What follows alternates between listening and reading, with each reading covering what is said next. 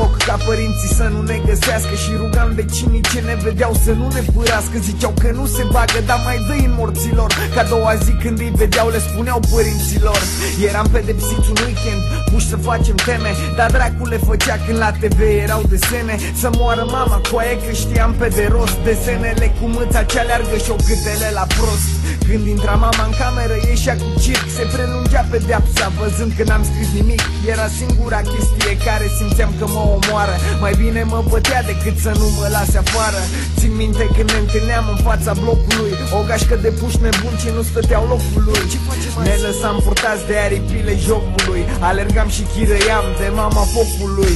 Mi-e dor de zilele în care eram un puști gras și stăteam în fața scării cu mucii la nas.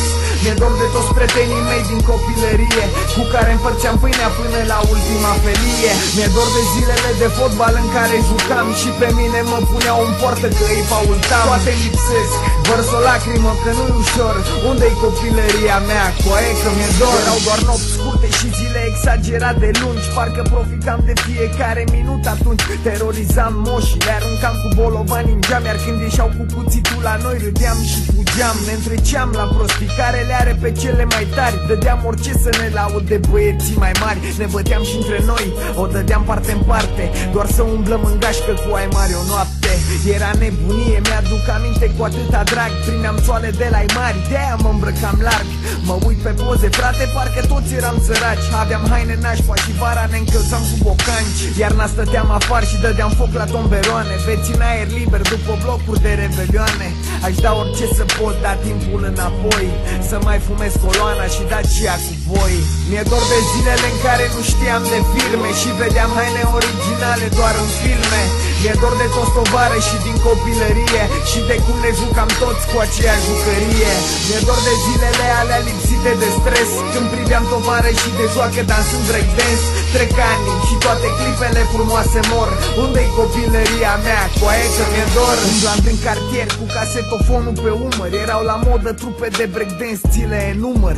Bun funk MCs, music instructor, flying steps, erau trupe care în cartier zguduiau pereți. La vechea bodegă în care tot sudul s-a îmbătat, cânta B.U.G. pe casetă necenzurat. Trăia și tovarășul nostru Stelian, fie iertat. Țin minte l-a băgat în comă cu un pumn pe la biat. Sunt clipe de neuitat, îmi tremură pixul pe foaie. Amintirile astea-mi fac genunchii să se moaie.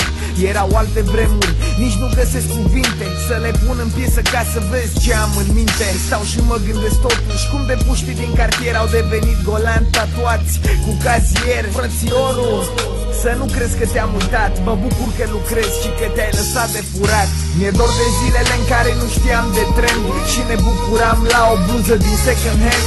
Mi-e dor de verile în care eram murdar pe față, jucând ascunsa de seara până dimineață. Mi-e dor de toate fețele alea de copii care au devenit fețe de adulți cât ai clipi. Toate lipsesc, zâmbesc, au trecut așa ușor. Unde-i copilăria noastră, ție nu ți-e dor? O să jur ca cu aia la ce să te gândești. Gane, de ale mele, 2008.